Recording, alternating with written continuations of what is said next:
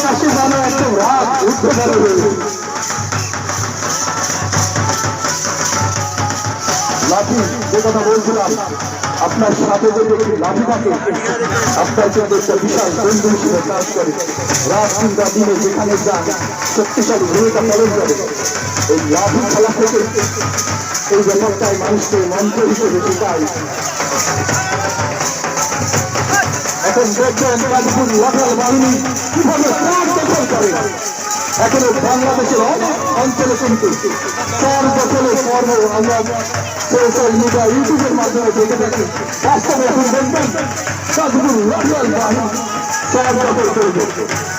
একসময় কিন্তু আমরা শুনতাম যে মানুষের জমি কিভাবে দখল করে, যাদের জোর ক্ষমতা বেশি থাকতো তারা মানুষের জমি দখল করে নিত। চর দখল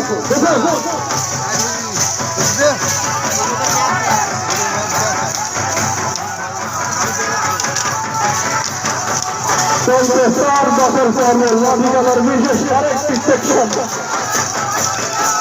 উস্তাদ সাইফুল ইসলাম দুজন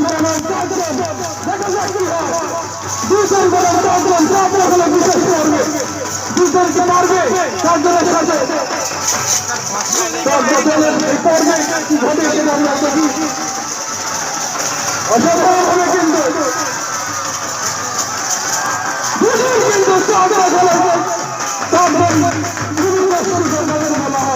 তাদের কিন্তু পরস্ত করেছে।